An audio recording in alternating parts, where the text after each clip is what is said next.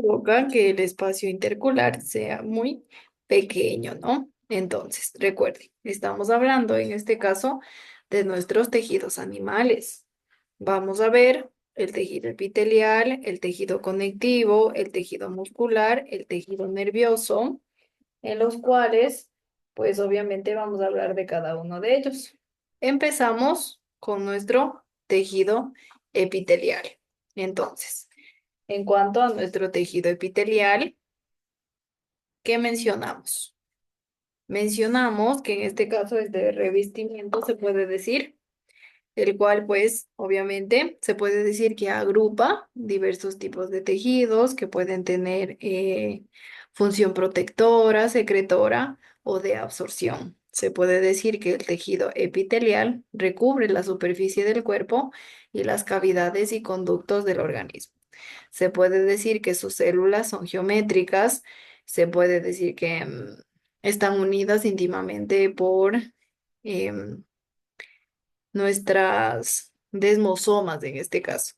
¿Qué son las desmosomas? Pues son unas células, como menciono, geométricas, ¿no? Se puede decir que pues este hecho provoca que el espacio intercelular sea muy pequeño, ¿no? Y por debajo, en este caso del epitelio, encontramos una membrana basal. Pues esta membrana basal está formada por una red de fibras que conecta, en este caso, con el tejido conectivo. Y pues se puede decir que tenemos dos grandes grupos de nuestro tejido epitelio, ¿no? Tenemos dos grandes grupos de epitelio. El epitelio de revestimiento, que tiene una función protectora y de absorción, y el epitelio granular, cuya función es la secreción de sustancias. Entonces, el epitelio de revestimiento, pues, está especializado en la protección de las estructuras. Ya vamos a ver en este caso. Como menciono, tenemos dos grandes grupos.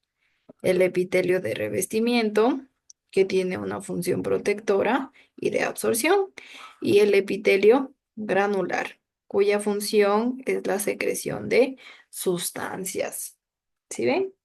Listo. Entonces empezamos hablando con el epitelio de revestimiento. ¿Qué menciono? Este epitelio de revestimiento está especializado en la protección de las estructuras que se encuentran por debajo de él.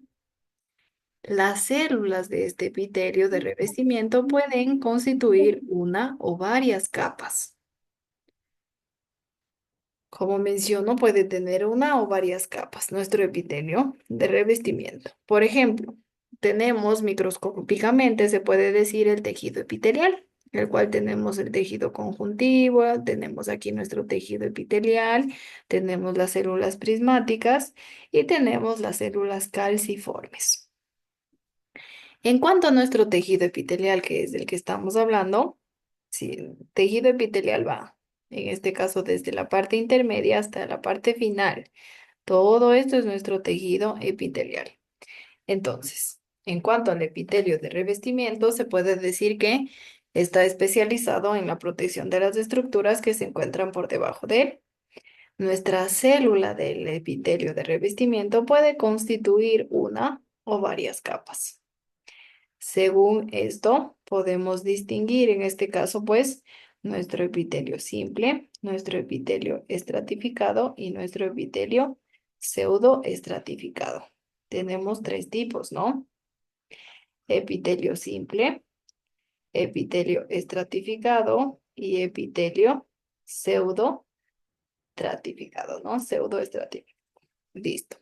Como menciono, pues las células, además, pueden presentar formas muy diversas, se puede mencionar,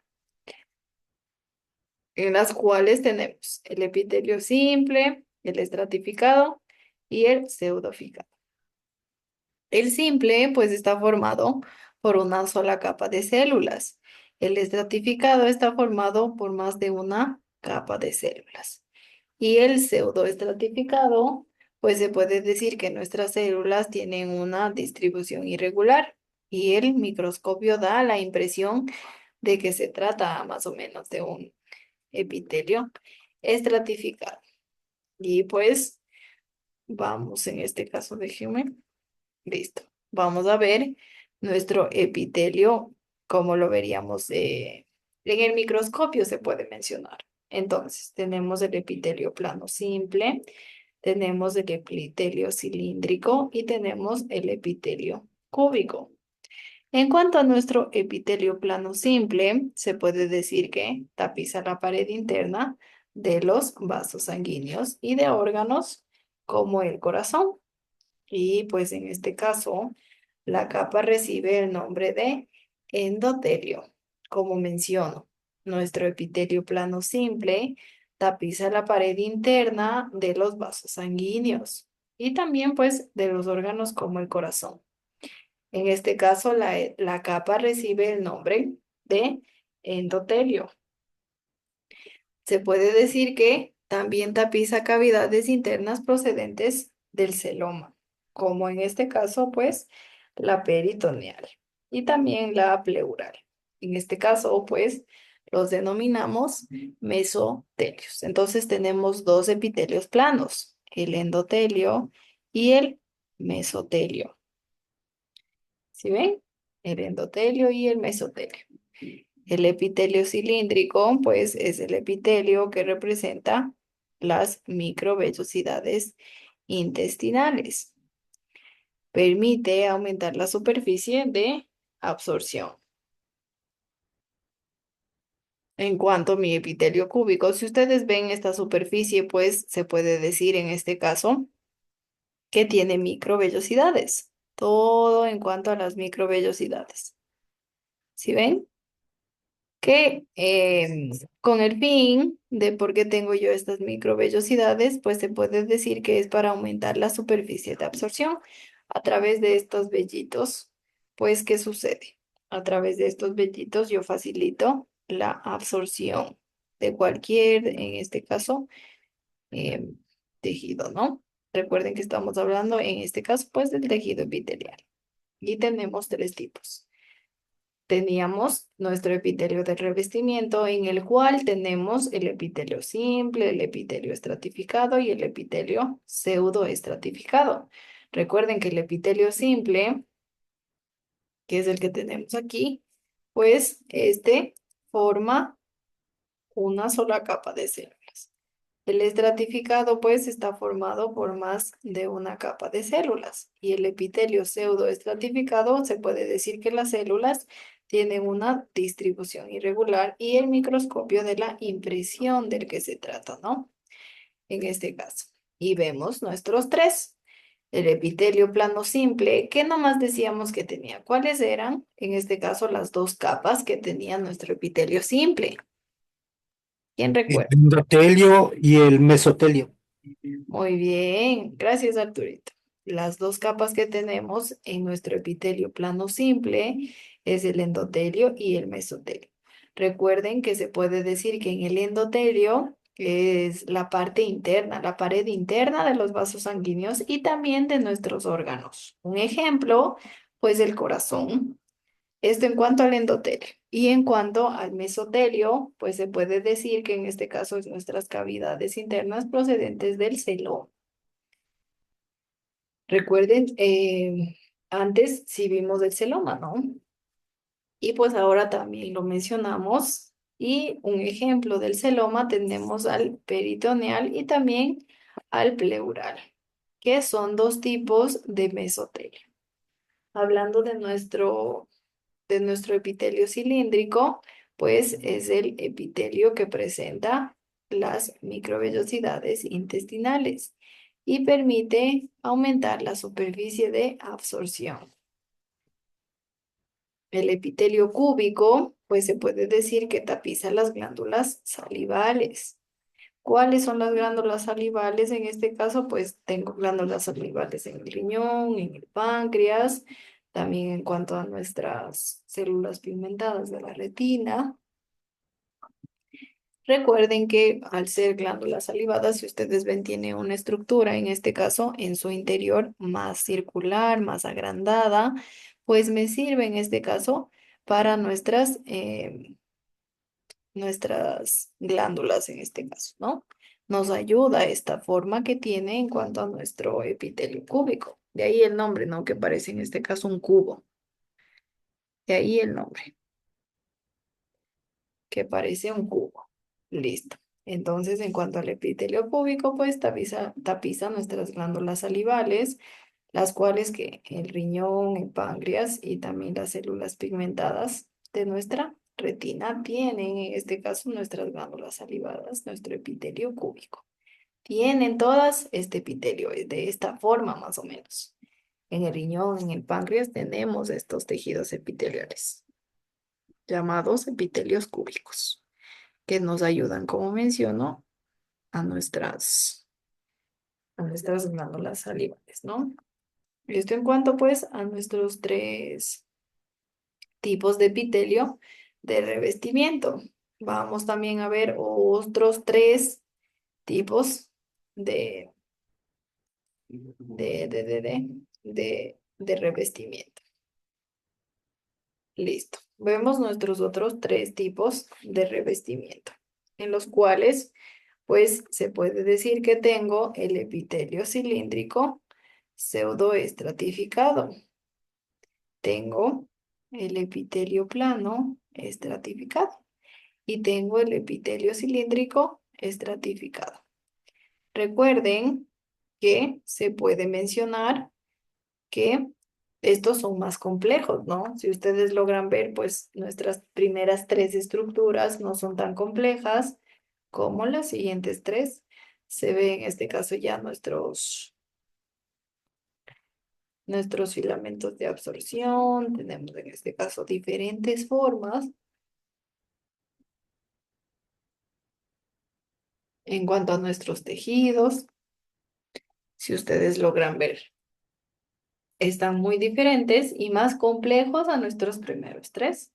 Nuestros primeros tres, pues es una, se podría decir, simple epitelio, en el cual pues no tenemos ni, ni microvellosidades, no tenemos en este caso pues unas estructuras cúbitas que son, recuerden, más ensanchadas, más largas. Es un simple epitelio. Un epitelio cilíndrico pues ya tiene en este caso microvellosidades, se puede decir que en su estructura, en este caso tiene ya, es una estructura más alargada. Y en cuanto a nuestros epitelios cúbicos, pues tiene una estructura sin vellosidades, ¿no? Si ustedes logran ver, es sin vellosidades y tiene una estructura ya en forma de cubo. ¿Qué se puede decir que son simples estas estructuras, ¿no? Y en cuanto a los tejidos, pues también todos son rectos, todos están formados en este caso igualitariamente. Y en cuanto a nuestros últimos tres tejidos epiteliales, pues se puede decir que ellos son más complejos. Miren, tengo las microvellosidades, no están acorde en este caso aquí a una fila, a una columna recta, pues están todas aquí aglomeradas. Tengo en cambio aquí en nuestro epitelio plano estratificado, están se podría decir que más ordenados, pero no del mismo tamaño. Y en cuanto a nuestro epitelio cilíndrico, pues si ustedes logran ver los tejidos están más aglomerados, pero ya forman tal vez un cilindro en sí, tal cual lo dice su tejido, ¿no? Listo. Entonces, en cuanto al epitelio cilíndrico, se puede mencionar que la disposición de los núcleos produce una imagen similar a la que se observa cuando existen varias capas. Se puede decir que representa cilios por los que se les denominamos, en este caso también, epitelio vibrátil. Recubre en este caso la mayor parte de las vías respiratorias, las cuales obviamente al ser un epitelio cilíndrico nos ayuda mucho este tejido llamado epitelio vibrátil. Como menciono, esta disposición de los núcleos, si ven, produce una imagen similar a la que se puede decir que tenemos en varias capas, ¿no? Presentan cilios a los que nosotros les denominamos epitelio vibrátil. Todos estos cilios forman este epitelio vibrátil y así pues recubre la mayor parte de las vías respiratorias. En cuanto al epitelio plano estratificado, pues recubre la superficie externa de la mayoría de los vertebrados. Y pues en este caso, ¿qué forma? La epidermis de la piel. La parte superior se puede decir de la epidermis es una capa córnea, cuando se puede decir que la piel recibe, en este caso, un nombre de mucosa. En cuanto al epitelio plano estratificado, pues como menciono, recubre la superficie externa de la mayoría de los vertebrados y también forma la epidermis de la piel. Recuerden que tenemos dermis, epidermis.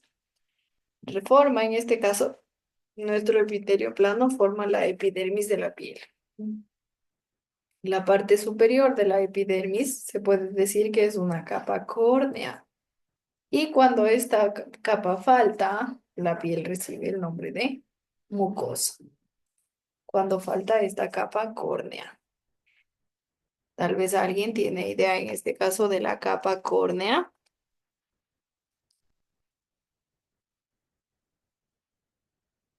Pues esta capa córnea se puede decir que es la capa más externa de la epidermis, la capa superficial de la piel, ¿no?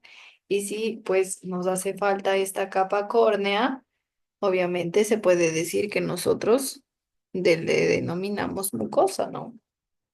Mucosa.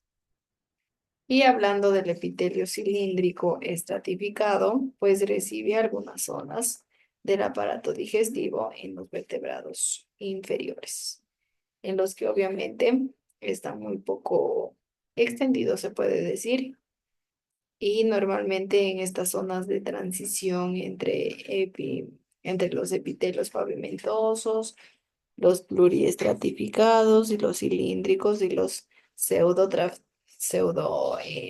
stratificados, ¿no? Se puede decir que nuestro epitelio cilíndrico pues está en estas zonas de transición entre el epitelio pavimentoso, entre los pluriestratificados y entre el cilindro pseudoestratificado, que en el cual pues se puede decir que tengo yo a nuestro cilindro, nuestro epitelio cilíndrico estratificado, ya que está en medio de todos nuestros epitelios. Está en medio de todos ellos, de ahí pues su nombre de cilindro, que se puede decir que el cilindro pues obviamente está en medio de todos los otros epitelios. Y así pues se le denomina a eh, nuestros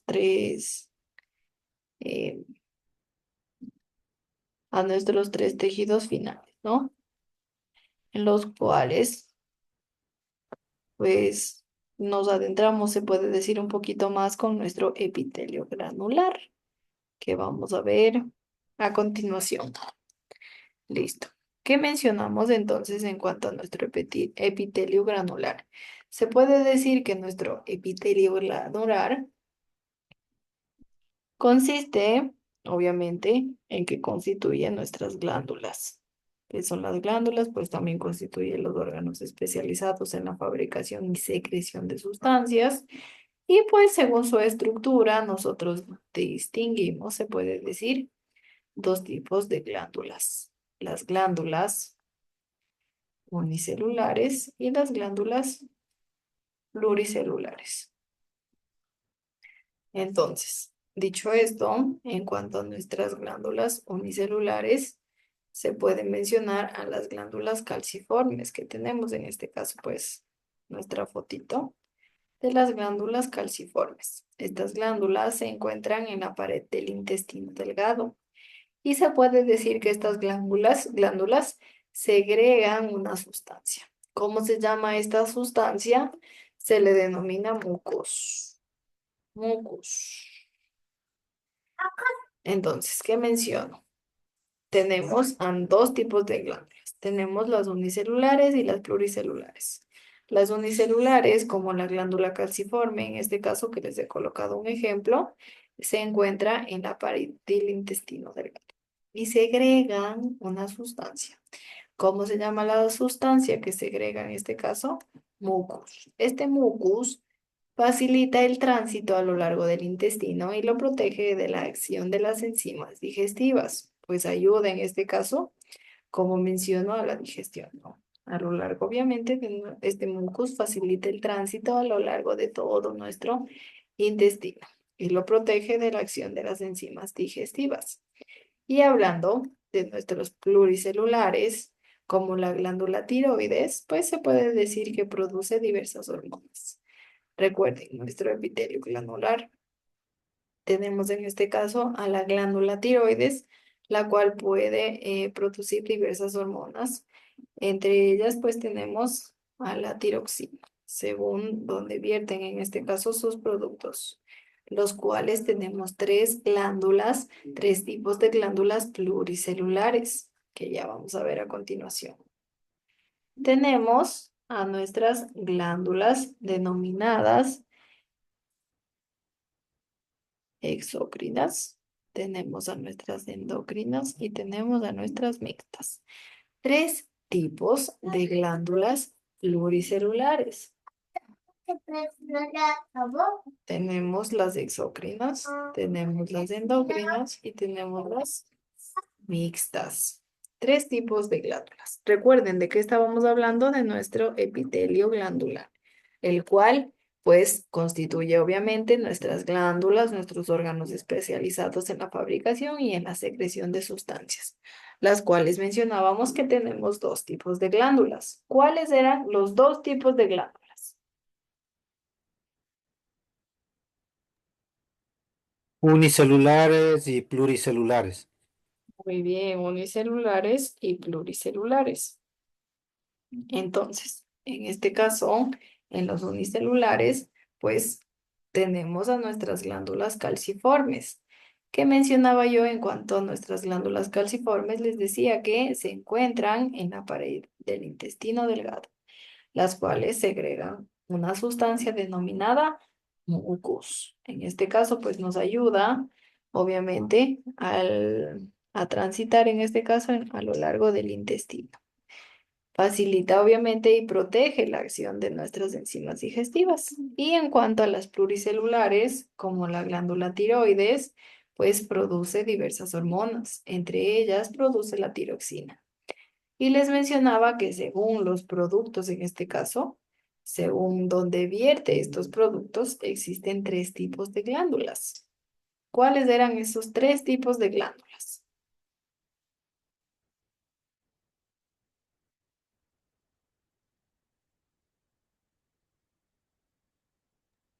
Exócrinas, endocrinas y mixtas, Lice.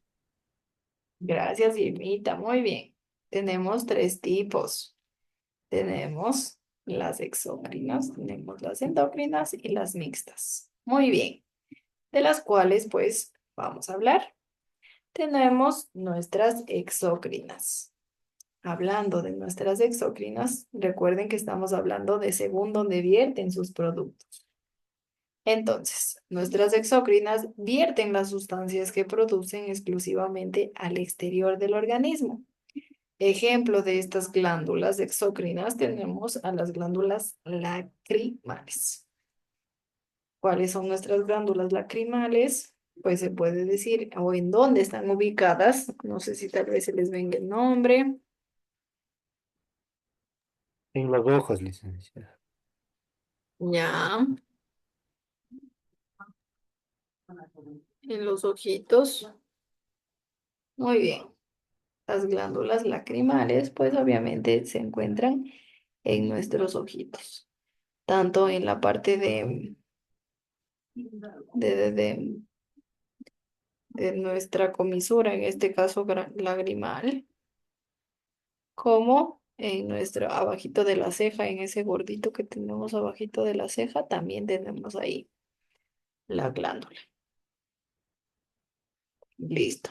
Entonces, eso en cuanto a nuestras exócrinas. Como menciono, nuestras exócrinas vierten las sustancias que producen exclusivamente al exterior del organismo. De ahí el ejemplo, tenemos a las glándulas lacrimales, las cuales obviamente en el caso de que se produzca las lagrimitas, pues obviamente vierten estas sustancias al exterior. En este caso, pues las lágrimas. De ahí un claro ejemplo, ¿no? De nuestras glándulas lagrimales. Recuerde que menciono que vierten las sustancias que producen exclusivamente al exterior del organismo. Entonces, las glándulas lacrimales, ¿qué sucede? Pues obviamente expulsan al exterior del organismo las lágrimas. Y pues listo, se les denomina exócrinas. ¿Por qué exócrinas? Pues porque vierten los productos al exterior del organismo. Hablando de las endocrinas, en cambio, se puede decir que segregan sustancias exclusivamente al medio interno, como la hipófisis, que produce la hormona del crecimiento. De ahí el nombre, adentro, ¿no? Endocrinas. Entonces, ¿qué mencionamos en cuanto a las endocrinas? Pues segregan sustancias exclusivamente al medio interno, como la hipófisis, que produce en este caso la hormona del crecimiento. Recuerden que la hormona del crecimiento es muy importante en cuanto a los peques, ¿no? A los pequeñines. Porque en este caso, pues recuerden que la hormona del crecimiento funciona en la noche. Por eso es preferible en este caso que a los bebés, a los pequeños, se les acueste temprano, para que así funcione la hormona del crecimiento. Recuerden que nos ayuda mucho esta hormona a regular, obviamente, como su nombre mismo lo dice, en cuanto a la estatura, en cuanto en este caso a nuestro índice OMA, regula mucho, pues, nuestra hormona del crecimiento. Por eso mencionan que a los bebés ya ellos deben dormir más pronto. Ellos a las 8, si no estoy mal, ya les mencionan que ya deben estar ellos durmiendo acostados, porque a las 9 ya funciona la hormona del crecimiento. Entonces, si se acuestan más de las 9, pues no funciona bien esta hormona del crecimiento. Existe un desenlace en este caso en cuanto a esta hormona y por ello pues obviamente no funciona bien, ¿no? La hormona del crecimiento. Se puede decir que influye mucho, ¿no? Esta hormona. Y en cuanto a nuestro tejido epitelial de nuestras mixtas, se puede mencionar que segregan dos tipos de sustancias diferentes, unas al exterior y otras al medio interior. De ahí el nombre, ¿no? De mixtas. Segregan dos tipos de sustancias diferentes, unas al exterior y otras al medio interno. Ejemplo, pues en el caso del páncreas, que segrega jugo pancreático al interior del tubo digestivo. Y pues una zona considerada exterior al cuerpo, se puede decir que también es el tubo digestivo, ¿no? De ahí mixtas. El páncreas pues segrega este jugo pancreático al interior del tubo digestivo y pues el tubo digestivo es una zona considerada exterior del cuerpo en el cual pues de ahí viene lo mixto, ¿no? Que segregan dos tipos de sustancias diferentes, unas al exterior y otras al interior. En cuanto se puede decir a una zona considerada al exterior del cuerpo, pues es nuestro tubo digestivo. Y que también forma, pues, obviamente, hormonas, segregan hormonas, ¿no? ¿Cuáles hormonas? Pues la insulina, el el glucagón, que es en este caso, que nos ayuda obviamente a regular la insulina en la sangre para el control de la glucemia. Tal vez alguien ha escuchado hablar de la glucemia.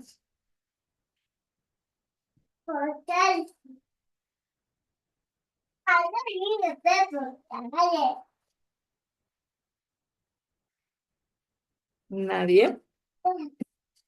No había escuchado hablar. Sí, sí, sí, sí se ha No, escuchado. licenciado.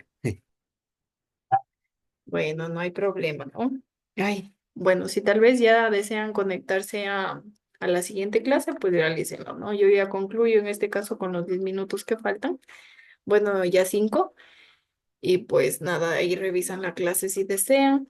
porque ya les toca la otra hora, pero con el inconveniente que tengo en este caso con el Zoom, no sé qué sucede, pero no me deja iniciar de una a otra reunión, sino tengo que esperar 10 minutos y ahí recién me deja iniciar la otra reunión.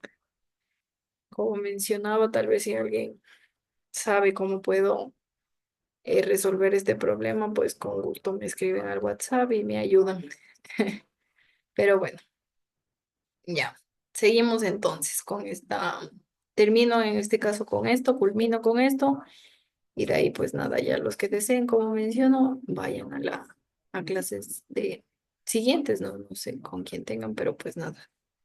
Ya. Gracias, Entonces, Lisa. con gusto, no hay problema. Ya después miran la clase grabada. Ya. Entonces, como menciono, en este caso tenemos nuestras glándulas en las cuales se distinguen o existen tres tipos según donde vierten en este caso los productos. Y hablábamos de las mixtas, ¿no? Que decíamos que segregan dos tipos de, de sustancias en este caso. Unas internas, otras externas. Entonces, de ahí viene el ejemplo de nuestro páncreas, ¿no? En el cual menciono que el páncreas pues produce en este caso al medio interno y nuestro tubo digestivo pues es una zona considerada ya el exterior del cuerpo. Y se puede decir que también segrega hormonas como la insulina, el glucagón, que se puede decir que este glucagón nos ayuda también a la regulación de la insulina. Por ejemplo, a veces existen ataques de cuando tienen baja la insulina y a veces se necesita hasta una inyección de glucagón para que pueda regresar en este caso, se puede decir a su normalidad, porque les da en este caso casos de, de, de, de temblores en el cuerpo, no me acuerdo cómo se llama esta epilepsia, si no estoy mal, se le denomina. Parkinson, Lisa. Gracias, Nelsito. Nelsito nos menciona Parkinson. Bueno, esa es otra enfermedad que no corresponde a la insulina, pero pues parecido. Esos movimientos del Parkinson que empiezan así temblorosos, pues parecido en este caso a cuando se les baja la insulina, pero de ahí no me acuerdo cómo es el nombre. Pero pues para hacer referencia, sí se produce esos movimientos como el Parkinson. En cuanto a la baja de insulina, como menciono, da ataques en este caso, pues de movimientos involuntarios, los cuales se puede mencionar que producen por la baja insulina. Y de ahí, como menciono, hay casos extremos en los cuales se necesita una inyección de glucagón en la sangre, obviamente, para que pueda regular estos niveles de insulina y la persona pueda compensarse de nuevo. Como menciono, el control de la glucemia, pues es el control de los niveles de azúcar en la sangre. Y obviamente esto debe ser crucial en este caso, estos controles de azúcar en la sangre para las personas con diabetes. No sé si tal vez ustedes tienen familiares con diabetes, pero se puede decir que mediante unas pruebas de glucosa en la sangre, capilar en este caso, pues se hacen un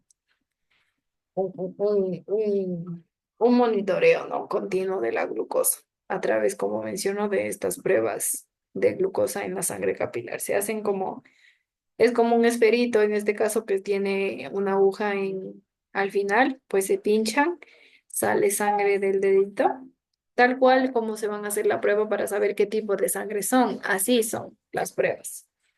Tal cual. em, Se realizan estas pruebas, tienen que estar monitoreados porque tienen que controlar, en este caso, la glucemia, ¿no? Que es el nivel, como menciono, de azúcar en la sangre. Listo. Hasta aquí tal vez tienen alguna duda, alguna pregunta. Está claro en este caso todo nuestro tejido epitelial que hemos visto pues hoy. Recuerden que tenemos, en este caso vimos todo nuestro tejido epitelial, el cual decíamos que obviamente recubre toda la superficie y las cavidades de conductos de nuestro organismo. Les decía que tenemos diferentes tipos, que tenemos el epitelio de revestimiento y tenemos el epitelio glandular. El epitelio de revestimiento mencionábamos que está especializado obviamente en la protección de la estructura que se encuentra por debajo de él. El de revestimiento. Y decíamos que tenemos tres tipos. El epitelio simple, el epitelio estratificado y el epitelio pseudoestratificado, en el cual pues el epitelio simple está formado por una sola capa de células, el estratificado por más de una capa de células y el epitelio eso no está. Y el epitelio pseudoestratificado, que tenemos células que tienen una distribución irregular, ¿no? Y por eso se les denomina epitelio estratificado, porque en el microscopio se le ve así, ¿no? Y de ahí también mencionaba que tenemos pues cuatro, seis, perdón, tipos. Tenemos el epitelio plano simple, el epitelio cilíndrico y el epitelio cúbico. También tenemos el epitelio cilíndrico pseudoestratificado, el epitelio plano estratificado y el epitelio cilíndrico estratificado.